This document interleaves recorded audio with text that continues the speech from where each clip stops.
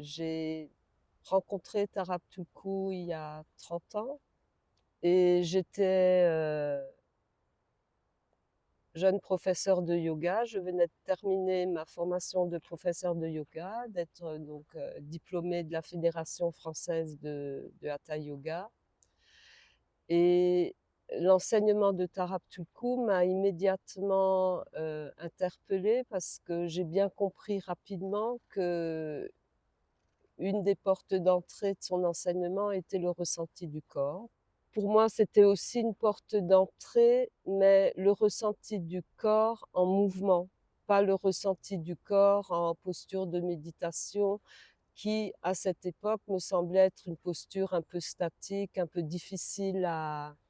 maintenir, et aussi bien dans mon corps que ce que je pouvais observer autour de moi. Plus tard, j'ai fait une formation de Kumye, qui est une forme de yoga tibétain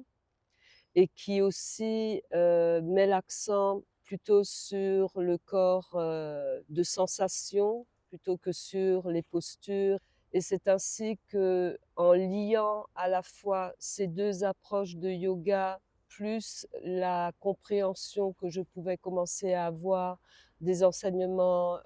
de unité dans la dualité, ça m'a permis de trouver une manière de partager ce que moi je pouvais ressentir dans mon corps, de le partager avec les étudiants de l'institut, qui venaient pour les formations de unité dans la dualité. Grâce à l'enseignement de Tarab Tuku, je me suis rendu compte que finalement, j'étais pas du tout ancrée, que j'avais à la fois cette possibilité d'utiliser ma sensibilité corporelle,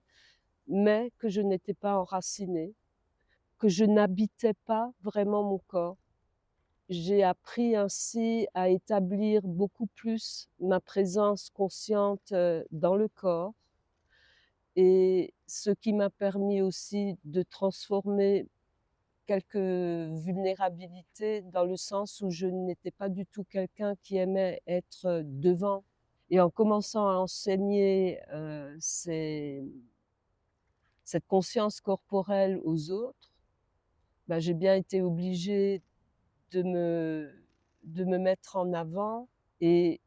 ça a été probablement la pratique la plus compliquée pour moi et à la fois la plus efficace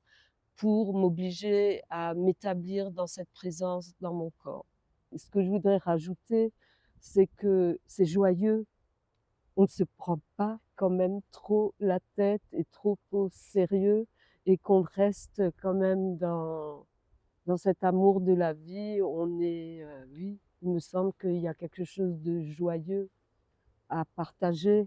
entre nous et avec les autres, et ça, c'est vraiment important de le dire.